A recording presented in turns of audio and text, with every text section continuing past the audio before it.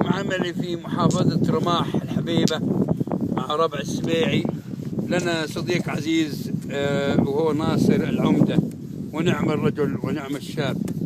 أهدي هذه القصيدة: أستاذ ناصر يا عمدة يا ابن العمدة، والله لايق عليك العمودية.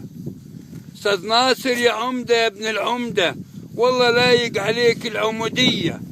والله نحبك ونغليك وندافع عنك لو موت بلا دية، ولو كان والله بإيدي عينتك محافظ رماح ولا رئيس للبلدية، لأنك حبيب تحب الناس وتحبك، وتوزيع في الأعياد هدايا وعدية. يا عمدة ولم عشانا حنا ضيوفك في الخيمة، وشب النار سمر ولا غضا، ترى الجو برد وأرى في الجو غيمة. وعلى قدر أهل العزم تأتي العزائم، وحنا جينا لبينا العزيمة. وبدعي لك دايم بالنصر يا هلالي، إلهي ما تمنى بهزيمة، ويعطيك بنت وولد وتعمل للولد وليمة.